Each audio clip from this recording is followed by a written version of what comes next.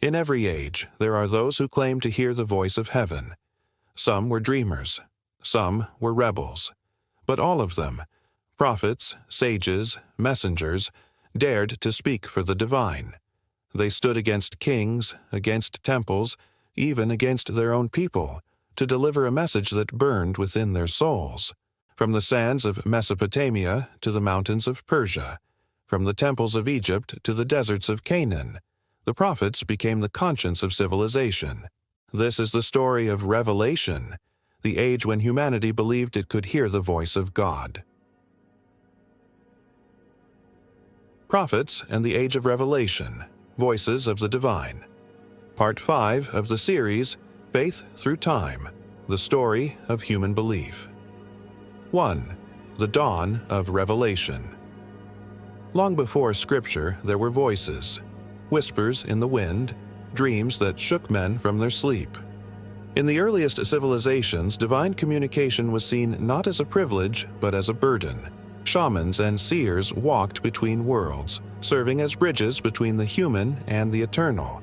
The idea that the divine could choose a mortal to speak its will would become one of humanity's most powerful beliefs. 2. From shamans to prophets, the evolution of the messenger. As tribes became kingdoms and oral stories became written codes, the spiritual intermediaries evolved.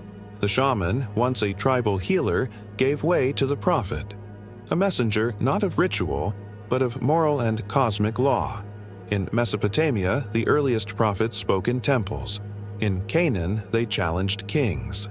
This shift marked a new stage in human spirituality, revelation as revolution. 3. The prophets of Mesopotamia and Canaan. In the cradle of civilization, prophecy became a political and moral force.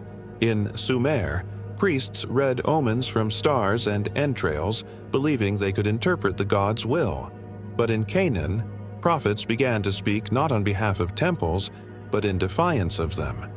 Figures like Amos and Hosea condemned injustice, calling people back to a personal, moral relationship with the divine.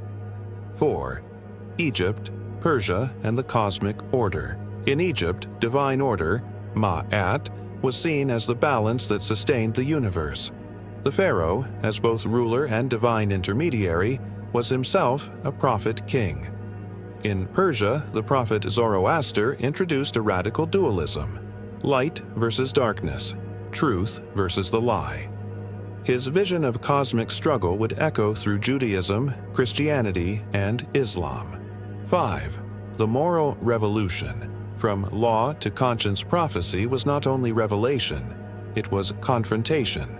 Prophets stood against tyrants, corruption, and spiritual apathy.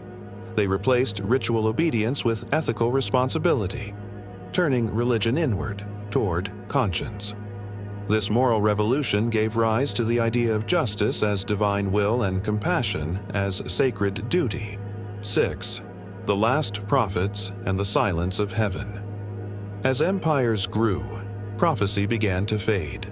The words of heaven became canonized, frozen into scripture.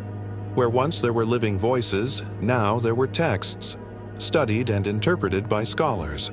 Some believed heaven had fallen silent, others believed the message had been completed. The prophetic era ended, but its echo continued in the hearts of those who still sought meaning. 7. Legacy, the voice that never died.